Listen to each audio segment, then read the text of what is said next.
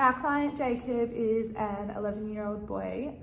He's currently studying at St Lawrence's College in West Melbourne, and he is completing Year 5. He leads a very active lifestyle outside of school as he swim trains 5 days a week. Due to this though, he does find it difficult to socialise with other students and peers. This has led him to lack social confidence in and around school. In our session plan, we have based it around improving Jacob's sprint score, the area he tested lower on his fitness testing. In the session plan, we have drills that work towards improving Jacob's form and acceleration of his sprint.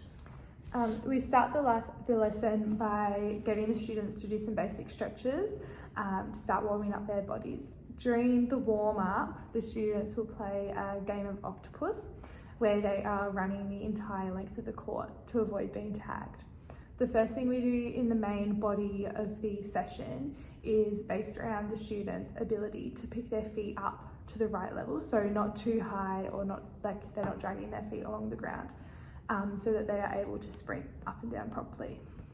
The second activity is based around making sure that students are using the correct technique and form when sprinting. This includes their stride length, their pumping arms movement, and their feet movement. Activity 3 is a team activity where we are focusing on the students' speed and ability to work together as a team. To finish the session off, we get the students to play a quick 5-minute cool-down game that helps them understand the different body parts. They then complete a 5-minute cool-down stretching circle, which then ends the session.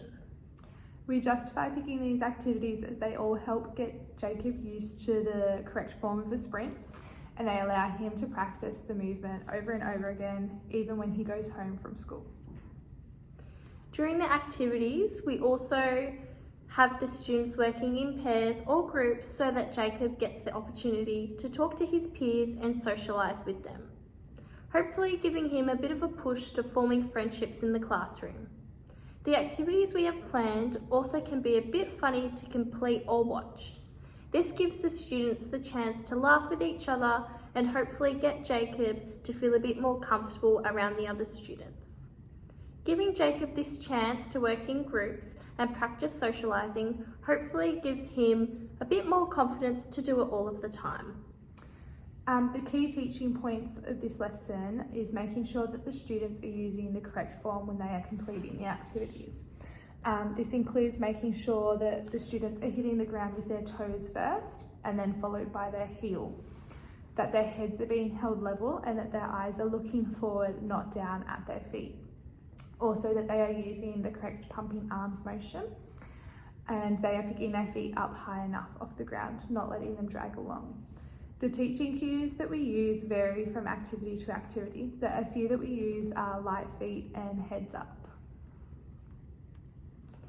Some key considerations that we need to keep in mind whilst running this session is that Jacob's confidence levels amongst his peers aren't high. So we need to build those confidence levels by giving him the chance to socialise and make friends by working in groups so that he feels he can practice a skill that he wants to work on in front of them. Some modifications that we can make during the activities are making the running area smaller.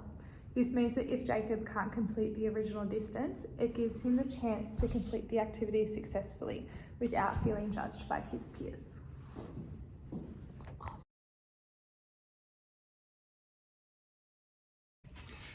Okay. To start off the lesson today, we're going to begin with some stretches. So the first stretch we're going to do is some toe touches, touch your toes, and other side. We then could do some lunges, so down, back up, then the other leg, stretching out our legs nice and tight. Then we could do some arm swings. Bring your arms out, bring them back over, and pull. We could do some of these Awesome. as well. We could then do some squats, nice and low, nice and slow, stretching the legs out. stretch we're going to do is reach up and touch your toes.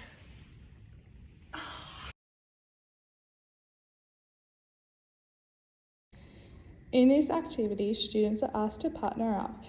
One will stand at one end of the basketball court and one at the other. The students will then sprint over the cones. In this video, we used highlighters, but in real life, you would use cones. They sprint over the cones, making sure not to disturb the cones. They then tag me and run all the way back. This is when the second student would chase the tagger all the way to the end.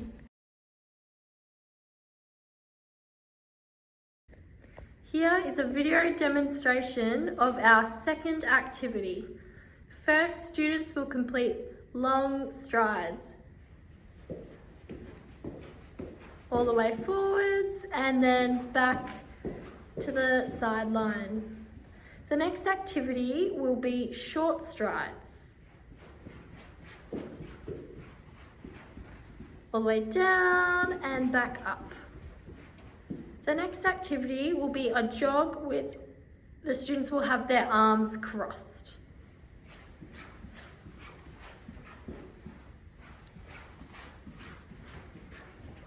And the final activity will be a normal jog with pumping arms.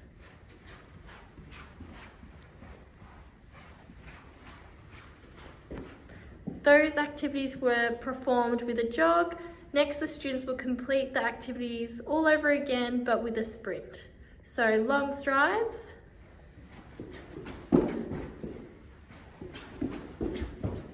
and short strides,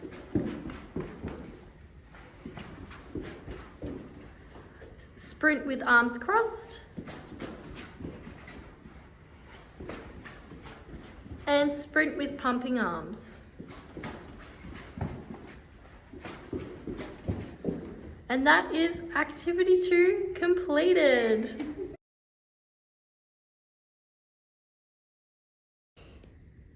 In this cool down activity, students are asked to find partners and line up across from each other. When the teacher yells out a body part, the partners have to run up to each other and touch each other with those body parts. For example, if the teacher was to yell elbow and then run back. Feet and run back. Knees and run back. Hands and run back. This activity can be completed both at a walking pace as well as it is a part of the cool down structure.